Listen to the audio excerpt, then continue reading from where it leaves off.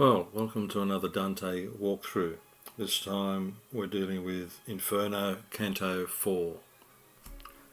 We've passed through the area where the uncommitted, the lukewarms, dwell in its sort of no man's land, ignored by all but forever running after that tattered flag and stung by insects, flies, etc. As in life they could never follow a cause or be stimulated to do so. So by the contrapasso they suffer that alternate fate. We've met Charonte, the fiery-eyed ferryman who transports all the souls across the Acheron river to the other side, to hell proper. Dante now awakes from that sudden sleep that overcame him at the end of the previous canto, just when an earth tremor, thunder and winds blew. It was a belief in medieval times that earthquakes arose from air trapped within the earth, and they're getting out from that, issuing forward from the earth. With some fear and trepidation, Virgil leads on and Dante follows, surrounded by cries of anguish and dread. This is the first downward move in the Inferno, where they start to travel down into the inverse cone that is the Inferno as imagined by Dante.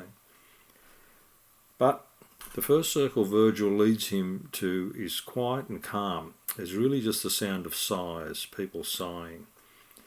This is Limbo. It's peopled by men, women and children who died up either unbaptized or before Christ's time. We learn of the few who were rescued from here when Christ descended to take up the chosen few, sort of called the harrowing of hell, and we learn who they are. But largely we meet what's called the Virtuous Pagans, being poets, warriors, philosophers, mathematicians, etc.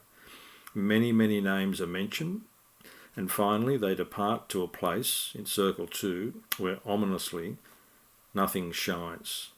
But that's everyone's favourite canto, number 5, that of the lustful, so you'll undoubtedly enjoy that one. But for now, we're off to Limbo.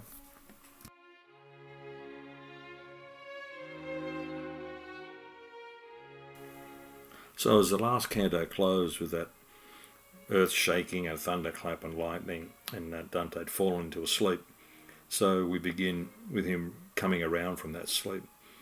And he says, "A thunderclap resounded in my mind, breaking my deep sleep, like a person shaken awake by force. Ruppemi l'alto sonno nella testa, un greve trono. Sì ch'io mi riscossi come persona che per forza desta."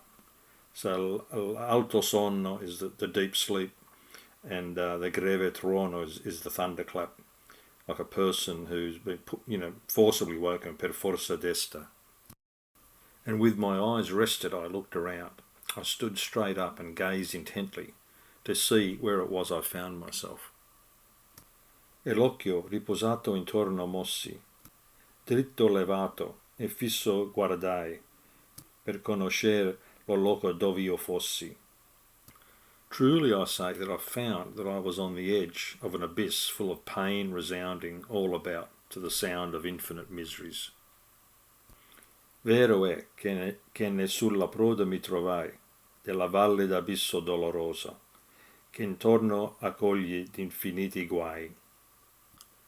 That vero è is a bit like the ancient English verily I say. And he's saying that because the last that he can recall is falling into a sleep in the boat, and now he finds himself in this landscape that wasn't where he was before. It was dark, deep, and so clouded that even by straining to see as deep as possible, I could make nothing out. Oscura e profonda era e nebulosa, tanto che, per ficcarlo viso a fondo, io non vi discernei alcuna cosa.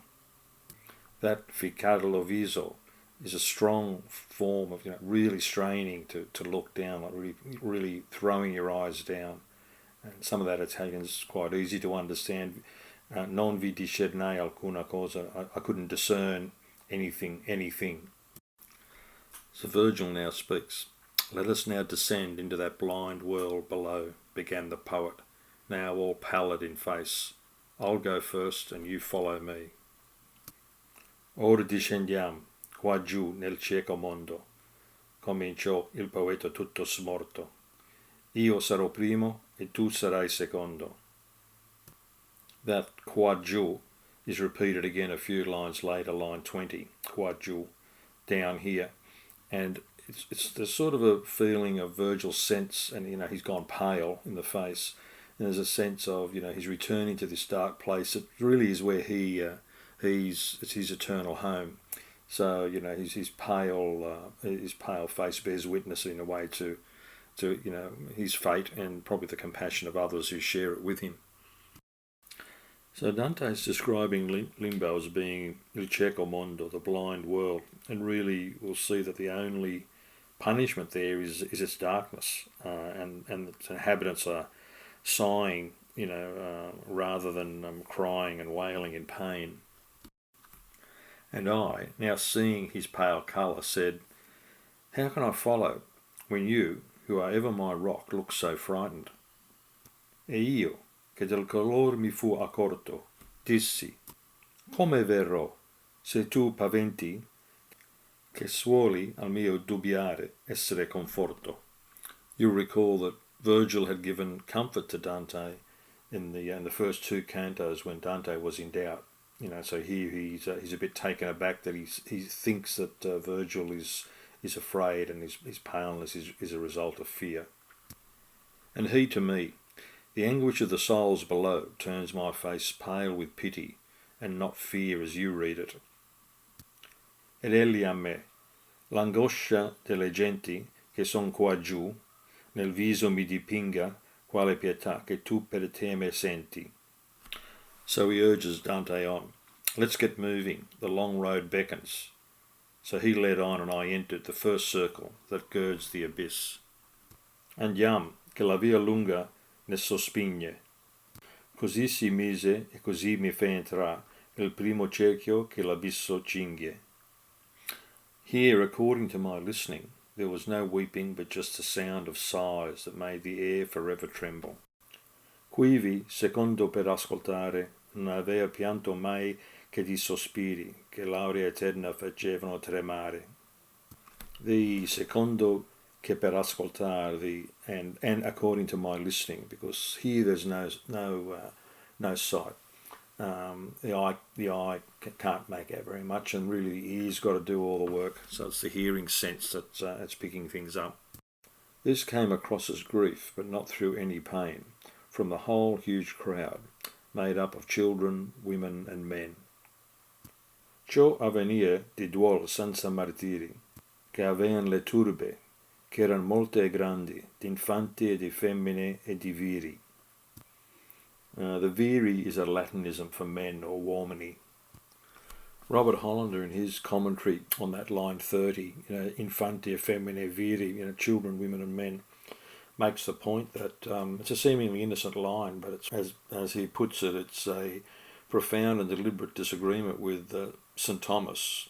For Thomas, the inhabitants of Limbo were of only two classes. They were the Hebrew saints who end up being taken up by Christ, and unbaptized infants. So, in a way, Dante's creating, classes of people there, the virtuous pagans, who it's really an invention of his, and not supported by, by other Christians at the time, or other Christians who'd written about Limbo, as it were.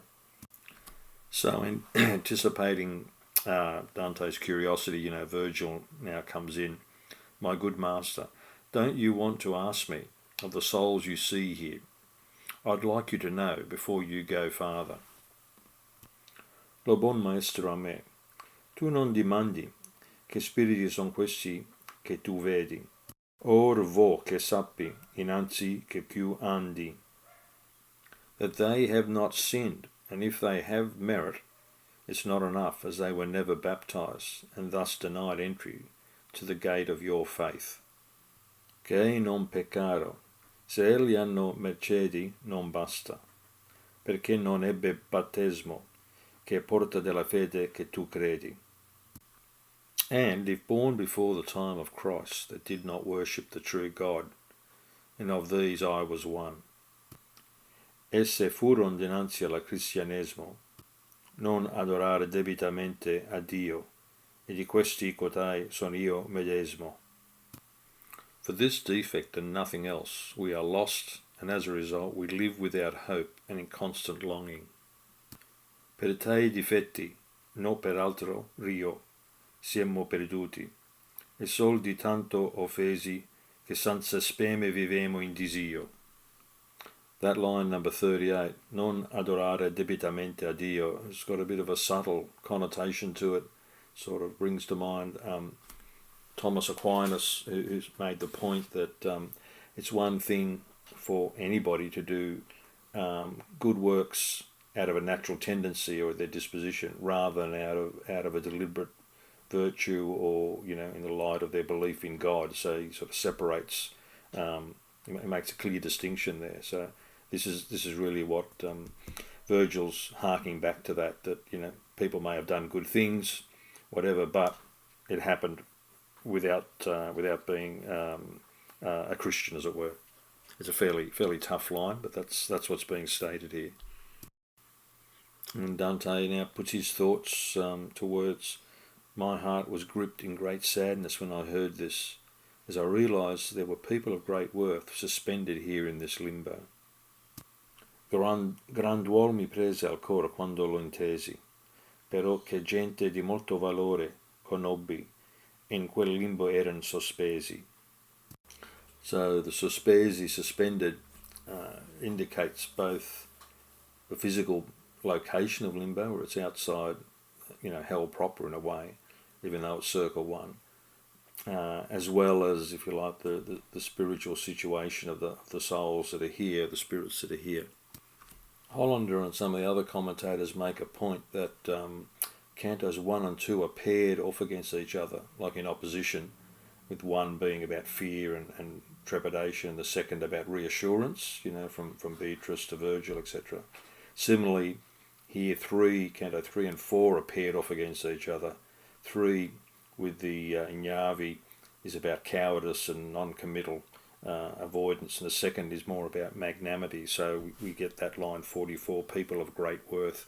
So there's that interesting, 1 and 2 paired against each other, and 3 and 4 paired against each other.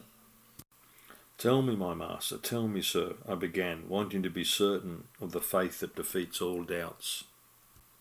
Dimmi, maestro mio, dimmi, Signor, cominciai io, per voler essere certo di quella fede che vince ogni errore.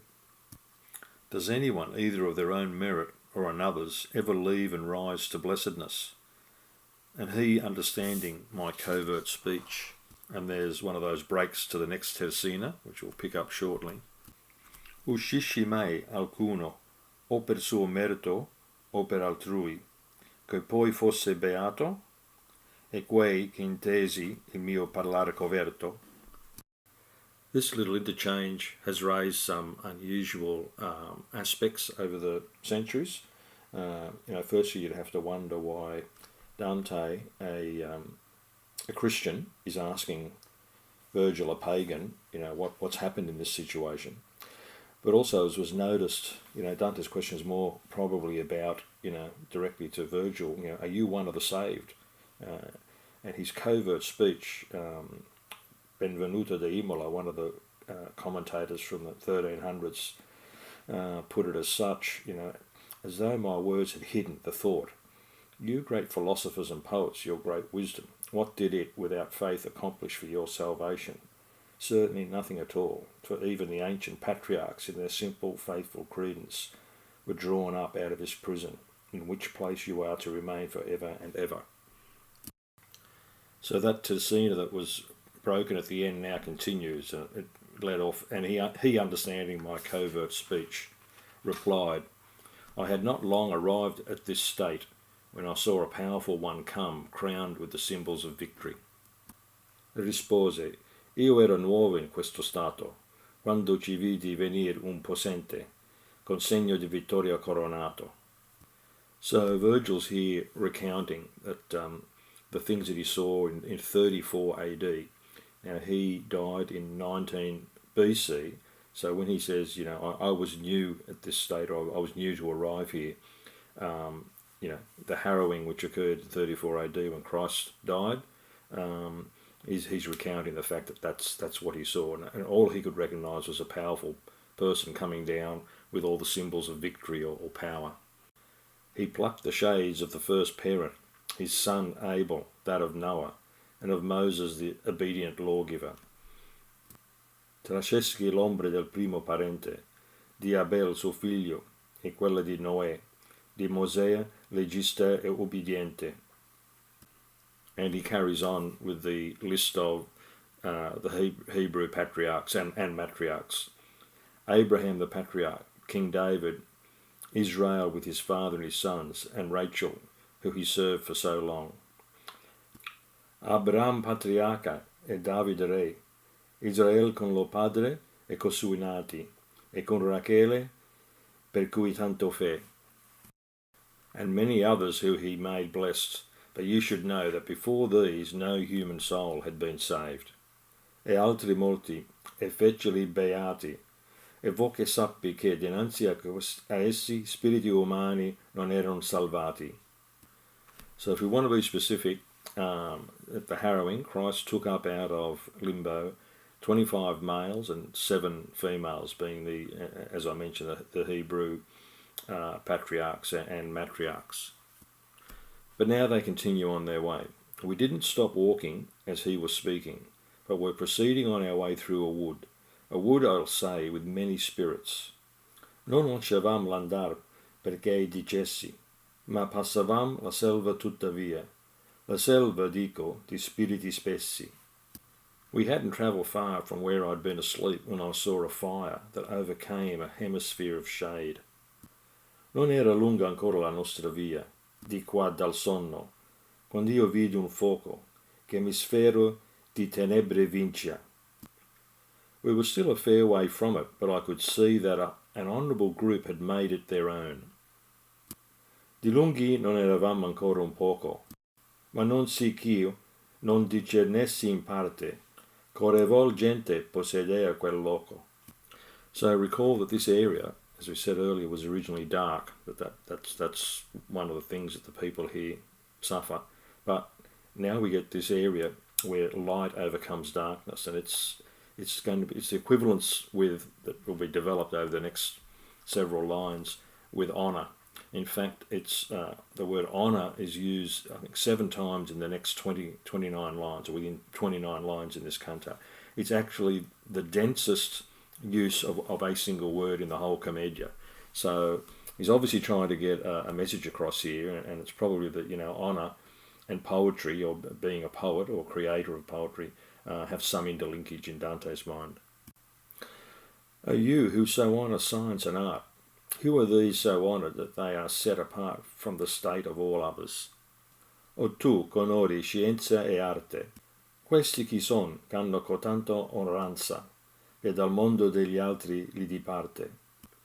And he replied, the honourable mention of them, that sound in your world above, grants them grace and advancement in heaven. E quelli a me, l'onorata nominanza, che di lor suona su nella tua vita, grazie a questi in ciel, che si li avanza. In these times it's felt that scienza, in that line scienza e arte, scienza really just means knowledge. It's represented by philosophy and liberal arts, while arte is a bit more restrictive than the way we would think of it. It really has to do with the means of expressing knowledge. So in a way, this is Dante's not so subtle explanation or reasoning behind why there's light here instead of darkness, because these are, there's poets and philosophers. These are people who, because of their honour in the sciences and l'arte, as was said, get a bit of a dispensation from God. So that's at least the way he's viewing it. And then I heard a voice saying, "Honour to the highest poets, his shade once left has now returned." Intanto voce fu per me udita, onorate l'altissima poeta, l'ombra sua torna, che era dipartita. So we're assuming that the speaker of those 2 lines is Homer, welcoming back Virgil. The O's and the A's are quite strong in that in those 2 lines. onorate l'altissimo poeta, l'ombra sua torna, che era dipartita. And there's a bit of a subtle dig as well, as we'll learn that these four are Homer, Ovid, and Lucan, and also Horace, and they would have witnessed the harrowing, and perhaps they may have thought that when Virgil was summoned by Beatrice and raised away, that he likewise was saved. But no, hang on, here he is again, right back where you belong. When that voice relented and went quiet, I saw four shades coming towards us, with their appearance neither sad nor happy. Poi che la voce fu restata quieta, vidi quattro grand'ombre a noi venire. Sembianza avevan, né trista né lieta. Singleton in his commentary notes that ne trista ne lieta, the phrase, it expresses the characteristic state of the souls after death as they were conceived in ancient pagan beliefs. The justice of the condition for them is apparent, since their virtuous souls thus attain a state that is as good as they themselves had imagined. Virgil now speaks. My good master began, take note of the one who has the sword in his hand, who comes like a lord before the three. Lo buon maestro cominciò a dir, mira colui con quella spada in mano, che vien dinanzi ai tre si come sire. He is Homer, sovereign poet. The other is Horace, the satirist. Ovid is the third, and lastly Lucan. Quelli è Omero, poeta sovrano. L'altro è Orazio, satiro che viene. Ovidio il terzo e l'ultimo Lucano. So of our four characters here, the one holding the sword is Homer, so that sort of indicates that he not only an epic poet, but is probably the principal poet, the foremost poet amongst these. Ironically, Dante didn't know Greek, couldn't read Greek, and he had no direct knowledge of Homer. There was no complete translation of Homer's work that existed in the Middle Ages.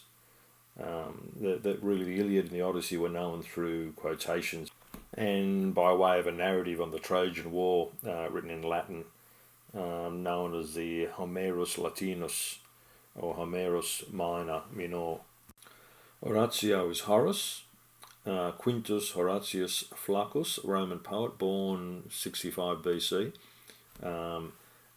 noted for the satires, but also these weren't just satirical works, but probably more moralistic works as well.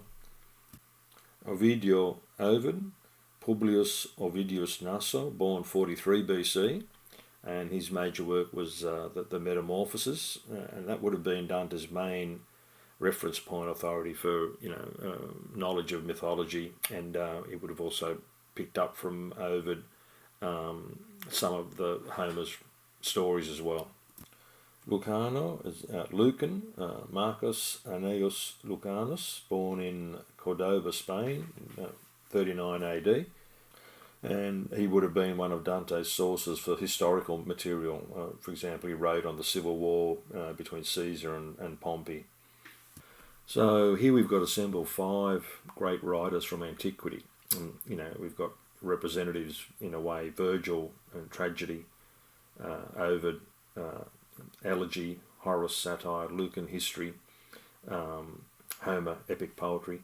The only one missing is a representative for the area of comedy, and you would have expected to see the Roman poet Terence amongst them, but some people say that he's deliberately omitted from the group because, in a way, Dante wants to place himself in that role, as a representative of comedy, but comedy, as we explained a long time ago, not meaning, comedy ha-ha, but stories that start in anguish and suffering or problems but end in harmony and contentment is a broader description for comedy. So Terence is missing here, and maybe subtly Dante's wanting to, sit in his role, as it were, sit in his place. Virgil continues, and each is linked to me, in the name the one voice uttered. They do me honour, and so doing do well. Però che ciascun meco si conviene, nel nome che sono la voce sola, fannomi onore, e di ciò fanno bene. So Virgil's really saying that in honouring him, what they're really honouring is their profession, as their shared profession as poets. There I saw assemble the beautiful school of that lord of epic poetry, which rules above others as an eagle who soars. Così vidi adonar la bella scuola di quel signor dell'altissimo canto, che sovra gli altri come aquila vola. In the Italian, that line 96, che sovra gli altri come aquila vola, raises a few concerns. The che, the che, the first word, which or who, is it referring to the l'altissimo canto, the entity, that epic, it's epic poetry that is the highest of all type, or is it is it referring to the poet, be it Homer or Virgil? So it can be read either way. We've taken the reading in the translation to be that it's the form of epic poetry that rises that soars above others like an eagle, and not the actual poet. After they had spoken together for a while, they turned to me, giving a friendly beckon that made my master quite happy. Da che ebbe ragionato insieme alquanto, volsersi a me con salutevol cenno, e il mio maestro sorrise di tanto. I've translated 99 as el mio maestro sorrise di tanto as it made my master quite happy, but in actual fact, the sorrise is smile. Virgil here smiles when the other poets sort of beckon, give Dante a friendly sort of wave. In point of fact, it's the only smile found anywhere in the entire Inferno. So has some significance. And more honour yet they showed me, making me one of their group, that I became sixth amongst their wisdom. So we're not pulling any punches now. Dante has placed himself as the sixth amongst these other five, noted poets from antiquity. So, it's little wonder that we expect or we suspect that if he's anywhere at the moment, he's probably in purgatory on the terrace of the prideful, working his time off, because he certainly wasn't backward in coming forward. E più d'un'ora ancora assai mi fenno, che essi mi fece della loro schiera, sic'io fui sesto tra cotanto seno. And so we proceeded towards the light, speaking of things that I can't relate, just as it was indeed proper for me to mention there.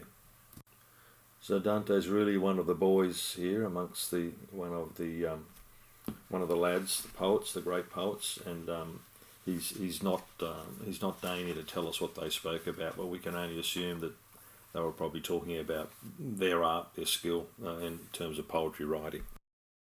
Così andammo infino alla lumera, parlando cose che il tacere bello, siccom'era il parlare colà dov'era.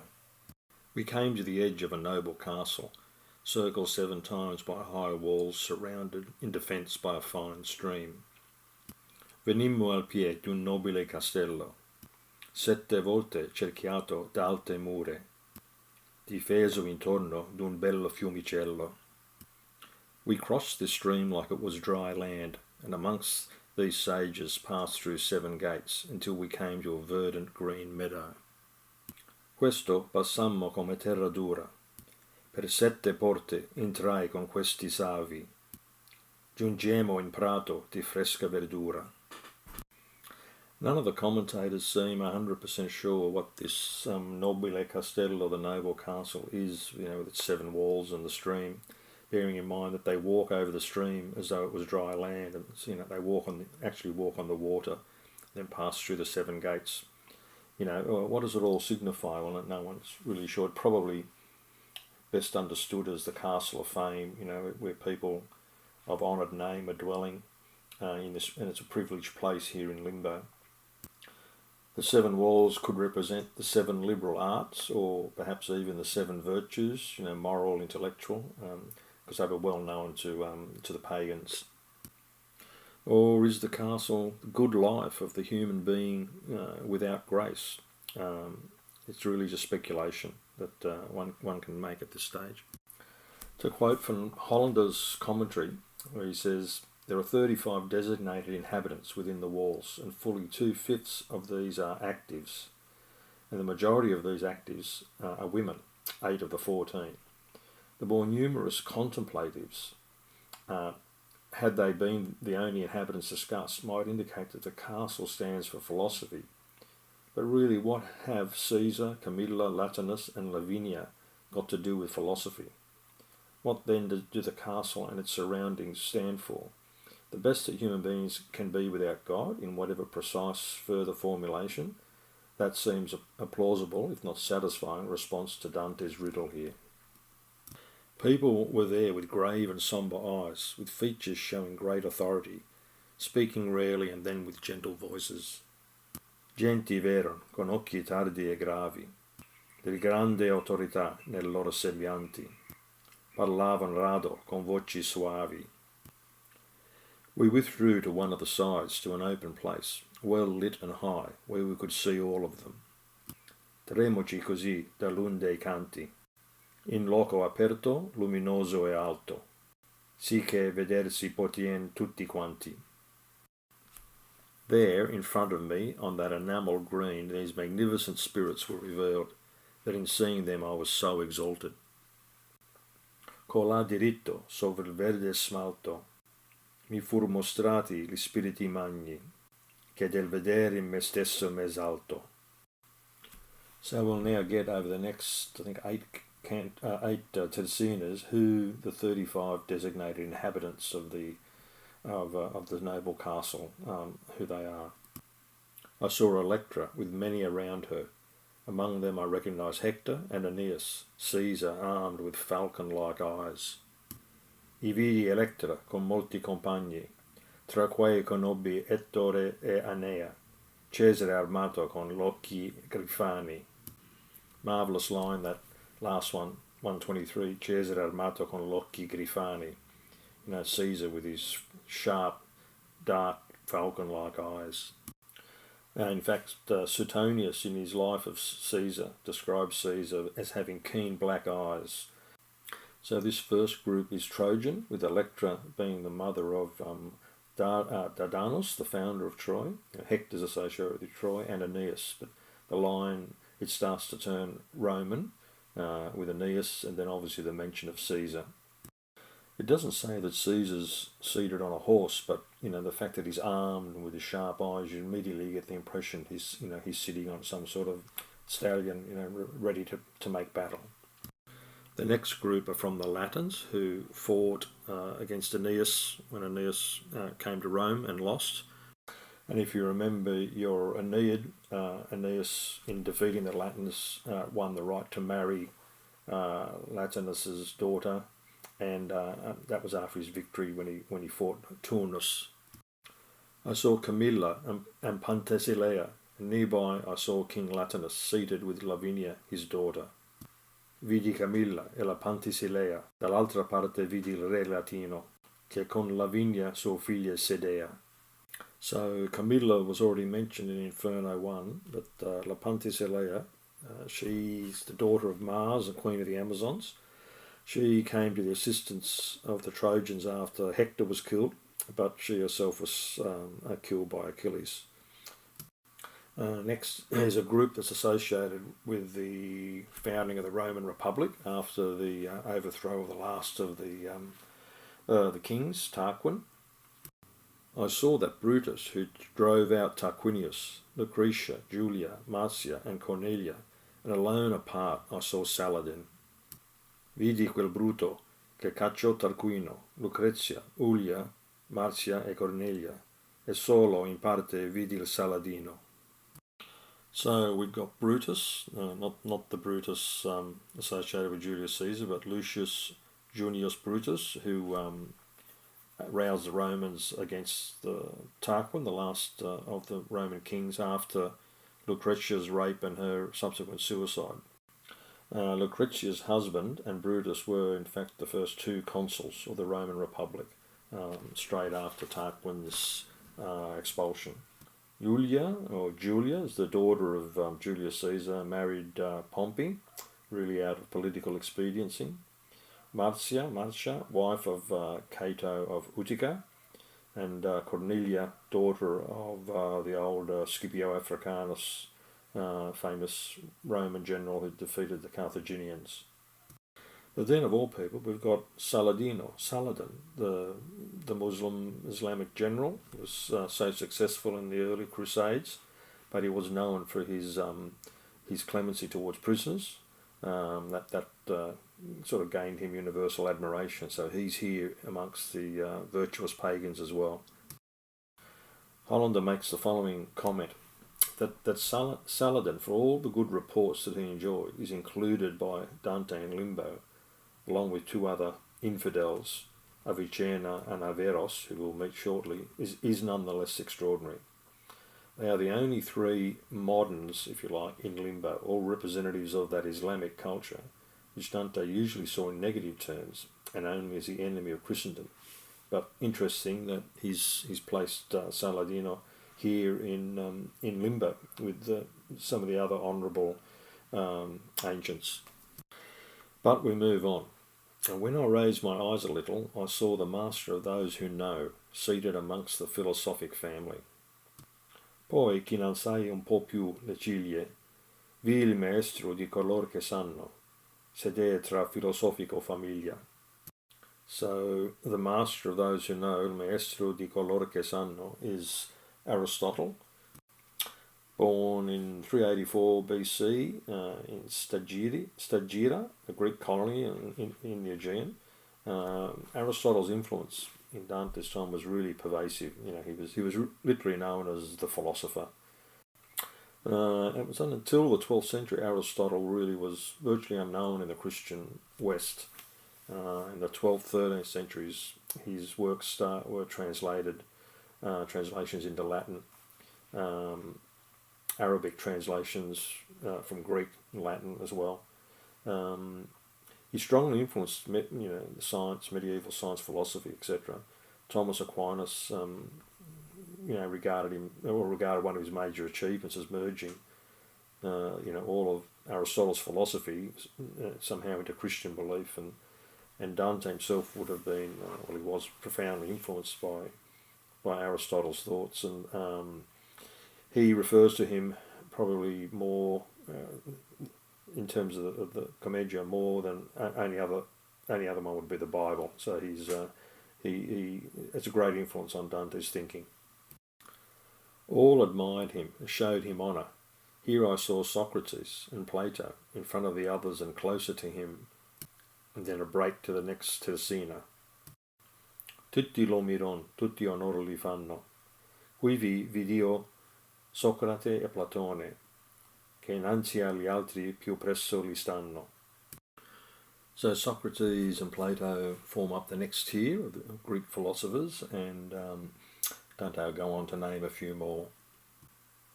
Democritus, who put everything down to chance, Diogenes, Anaxagoras and Thales, Empedocles, Heraclius and Zeno.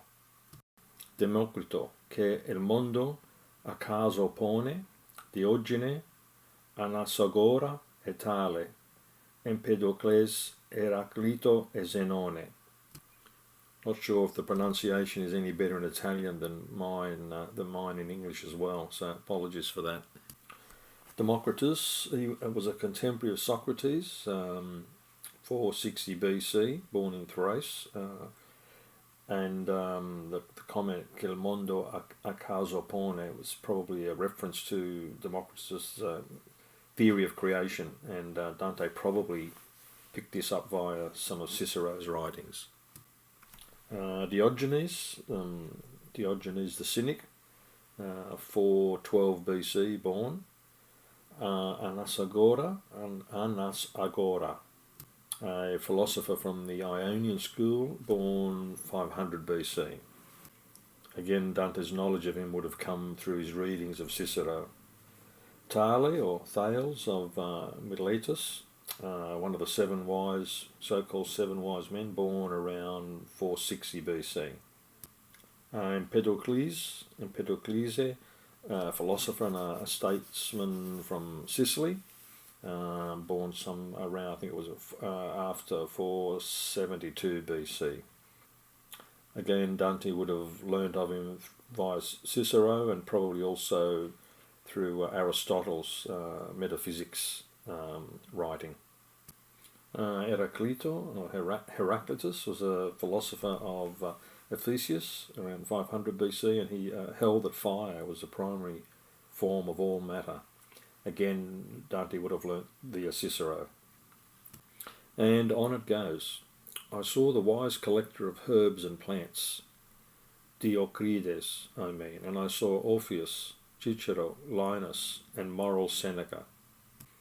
E vidi il buono accogliatore del quale Diascoride dico, e vidi Orfeo, Tullio, e Lino, e Seneca morale.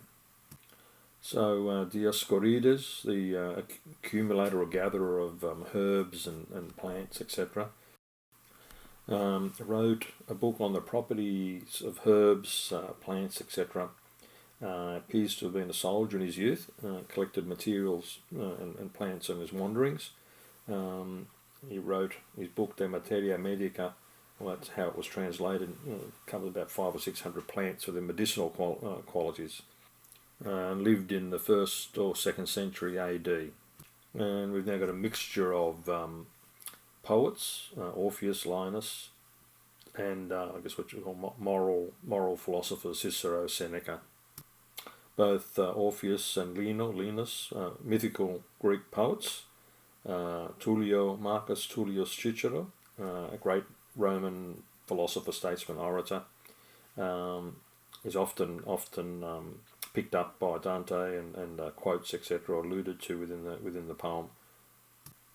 Seneca, I think we mentioned earlier, Lucius Annaeus Seneca, Roman philosopher, tragedian, born 4 BC in Cordoba. He was a very prolific writer, and his works consist of formal treatises on morals, ethics, discussions about natural philosophy, in the point of view of the Stoical system, or that school of thought. And now the last group comprises classical mathematicians, doctors of medicine, and the other 2 moderns we mentioned, both Muslims, Avicenna, 11th century philosopher, and Averroes. He was a 12th century commentator of Aristotle.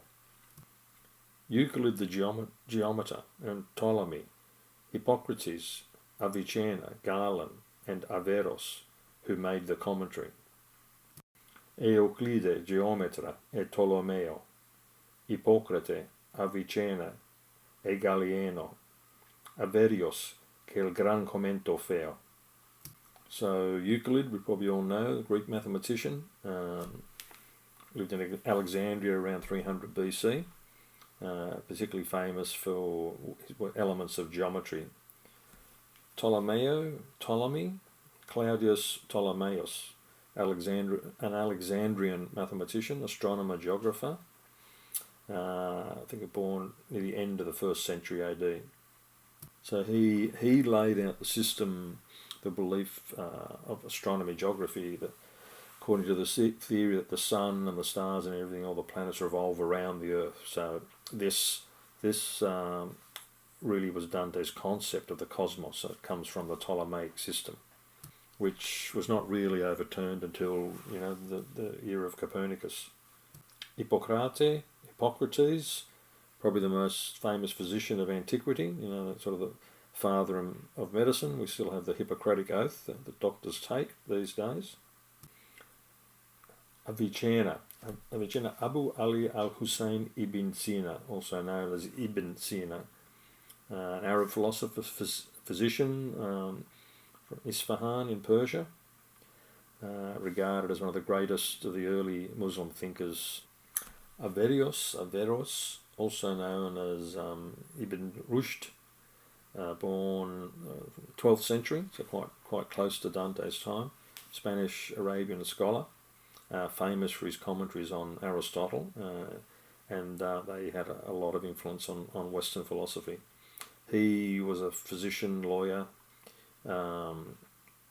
known just as Aristotle was known as the philosopher. Veros was known as the commentator for the commentaries and summaries that he wrote of Aristotle's work, and he also did a commentary on Plato's Republic. So that's the full list of the virtuous pagans that are sitting quite contentedly in this very placid, pleasant, noble castle. Dante now fairly abruptly switches from the role of the author, if you like, to being a narrator again as we pick up the journey. I can't tell fully of all of them, as my main objective drives me on, and often the telling falls far short of the fact. Io non posso ritrar di tutti appieno, però che si mi caccia il lungo tema, che molte volte al fatto il dir vien meno. So the al fatto il dir vien meno, sort of a telling, falls far short of the fact. It's sort of emphasising that the journey is a real journey. It's not a dream or a vision. So he's actually he's saying here that he's telling us what he actually saw. The group of 6 became just 2. My master leads me by another path, out of the quietness into trembling air, and I came to a place where nothing shines. La sesta compagnia in due si schiema, per altra via mi mena il savio duca, fuori della quieta, nell'aria che trema, e vengo in parte ove non è che luce. And here the canto closes.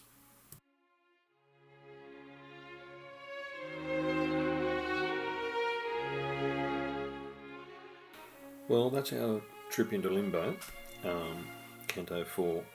The thing that stands out for me, again, is the really extraordinary courage, or even the gall, I suppose, of Dante, as he creates his own version of Limbo, and it's in contradiction to what would have been the Catholic dogma of the times.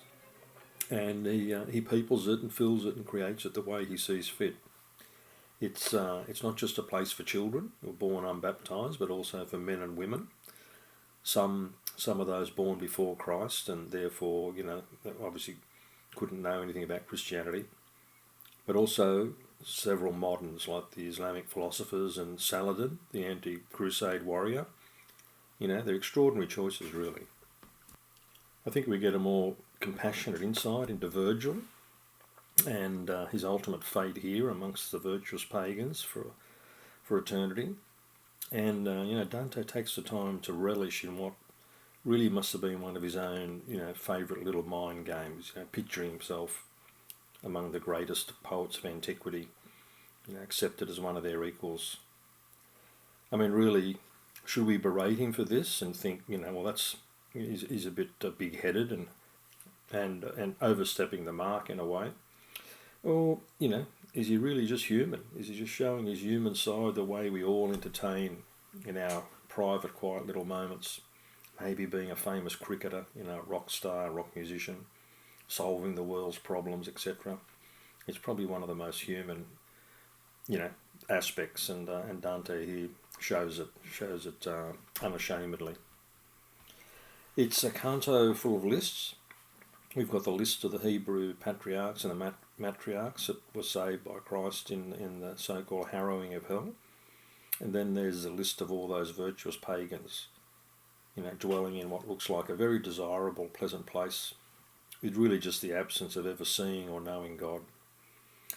Again, Dante has not only nominated the list, but given them an extra special God-given dispensation from any suffering.